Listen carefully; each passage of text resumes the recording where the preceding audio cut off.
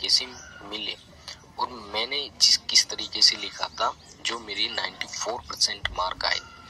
तो आप इस वीडियो को पूरा देखना, एंड तक देखना, बहुत काम आएगी आपके। आप बगैर याद किए, आप थोड़ा सा याद किए कोई भी जीवन परिचय लिख सकते हैं इस ट्रिक को अपनाकर। वैसे मैं आपको जयशंकर प्रसाद जी का लिख के दिखा रहा हूँ। तो आपके पेपर में आता है क्वेश्चन नंबर 5 का क्या, यानी क्वेश्चन नंबर 5 में पूछता है किसी एक साहित्यकार का जीवन परिचय लिखिए और एक रचना का उल्लेख कीजिए। इस तरीके से पूछेगा। तो इसमें हम क्या कर रहे हैं, इसमें हमने जयशंकर प्रसाद ले लिया। मान लीजिए तीसरे नंबर पर उनकी जीवनी दी हुई है जयशंकर प्रसाद, तो हमें जयशंकर प्रसाद का आता है, तो हमने जयशंकर प्रसाद ऊपर हमने लिख दिया। तो जयशंकर प्रसाद का हम लिख रहे हैं, तो क्रम संख्या डाली और फिर आप लिख देंगे जिस भी कवि का आप लिखना चाहते हैं, जिस भी का लिखना चाहते हैं। जैसे मैं जयशंकर प्रसाद का लिख रहा हूँ तो ऊपर हेडिंग लिख दी जयशंकर प्रसाद। क्वेश्चन में आपको पेपर में ऐसे ही लिखना है। राजेंद्र प्रसाद होते हैं राजेंद्र प्रसाद, या आचार्य रामचंद्र शुक्ल तो आचार्य रामचंद्र शुक्ल आप ऊपर लिख दें। इसका फायदा ये हुआ कि एग्जामिनर समझ जाता है। फिर आप लिखेंगे जीवन परिचय। एग्जामिनर ये समझ जाता है कि आपने ये जो सब लिखा है वो भाई जयशंकर प्रसाद जी का जीवन परिचय है। तो चलिए अब इसमें हमने क्या करना, देखिए जीवन परिचय आप छोटा लिखेंगे और आप इसमें क्या करेंगे कि जहाँ पे उनका जन्म स्थान या जन्म किस ईस्वी में हुआ और उनके पिता का क्या नाम था, यदि आपको पता है तो लिख दें, अन्यथा कोई इतना खास भी नहीं है। तो अब हिंदी, अब देखिए अब मैंने क्या कहते कि क्या लिखा मैंने, हिंदी के महान साहित्यकार जयशंकर प्रसाद का जन्म काशी के एक संपन्न वैश्य परिवार में सन 1989 ईस्वी में हुआ था। उनके पिता तथा बड़े भाई बचपन में ही स्वर्गवासी हो गए थे, यानी बचपन में ही जब उनके पिता मर गए तो प्रसाद जी को घर का सारा भार वहन करना पड़ा, अतः इनकी शिक्षा बीच में ही छूट गई। उन्होंने घर पर ही अंग्रेजी, हिंदी, बांग्ला तथा संस्कृत आदि भाषाओं का गहन अध्ययन किया। ये बचपन से ही कविता करने लगे थे। ये आप कहीं भी लिख सकते हैं किसी भी जीवन परिचय में।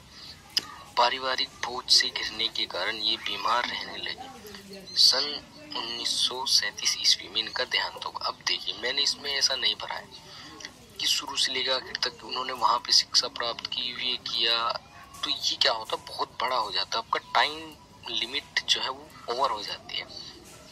तो आप इसमें ध्यान रखने की कोशिश करें कि बस पिता का नाम, सन किस सन में जन्म हुआ, कहाँ पे जन्म हुआ, वो कहाँ पर मृत्यु हुई, किस सन में मृत्यु हुई, थोड़ा बस ये, और बीच में आप भर दे थोड़ा बहुत जो आपको पता है। बस इतना ही लिखना है, इससे ज्यादा लाइन नहीं लिखनी है आपने इसमें, तो बस इतना ही लिखना है जीवन परिचय में। फिर देखिए ये इंपॉर्टेंट चीजें इसमें करेंगे, साहित्यिक परिचय लिखेंगे। चाहे आप 10th की परीक्षा में आप इस तरीके से लिखते हैं तो आपको बहुत अच्छे मार्क मिलेंगे। मैंने ऐसे ही लिखा था जैसे इसमें लिख रहा है। तो देखिए साहित्यिक परिचय में आप क्या करेंगे, देखिए मैंने क्या क्या लिखा हुआ, प्रसाद जी आधुनिक हिंदी काव्य के सर्वप्रथम कवि है। इसमें मैंने उनकी जो काव्य की विशेषताएं हैं थोड़ी बहुत ही वो उसमें लिखते हैं। प्रेम और सौंदर्य इनके काव्य का प्रमुख विषय रहा, ठीक है। इनकी रचना कामायनी कालजी कृति, मेरे कोई कृति पता है इनकी अच्छी सी, तो मैंने कामायनी लिख दी इसमें, ठीक है। तो साहित्यिक परिचय में आप उनकी जो साहित्य से संबंधित थोड़ा सा ज्ञान है आपको, थोड़ा सा भी आपको पता है, सिर्फ वो लिख देंगे, पूरा नहीं लिखना आपने। अब देखिए अगली हेडिंग आपने क्या डालनी है, अब लिखनी है प्रमुख रचनाएं, ठीक। हेडिंग डाली, फिर हमने लिख दिया प्रसाद जी की कुछ प्रमुख रचनाएं निम्न है। अब देखिए अब जो हमें पता है हम लिख देंगे। नाटक है, नाटक हेडिंग डाले, नाटक हेडिंग डाला, चंद्रगुप्त, स्कंदगुप्त, आजाद शत्रु, राजश्री। इतनी ज्यादा लिखने जरूर नहीं चाहिए, 2 ही लिखता बेहतर है। उपन्यास, कंकाल, तितली। काव्य में अब देखिए काव्य में आ जाते हैं, काव्य में कामायनी, आंसू, झरना इत्यादि, ठीक है। और फिर उसके बाद आते हैं हम भाषा और शैली और साहित्य में स्थान। ये 2 हेडिंग आपको हर जीवन परिचय में लिखनी है और सब में आप यही लिख दें तो बेहतर है जैसे लिखा हुआ है। जैसे इसमें यहाँ पे प्रसाद जी, अगर और कोई लेखक होता तो आप और किसी लेखक का नाम लिख सकते। जैसे प्रसाद जी की भाषा सरल, शुद्ध व प्रवाह में ही है, इनकी शैली विचारात्मक, निबंधात्मक है। इस तरीके से अपने थोड़े से लिख दें, ठीक। और साहित्य में स्थान, ये हेडिंग बहुत जरूरी है, आप इस हेडिंग को भी लिखें।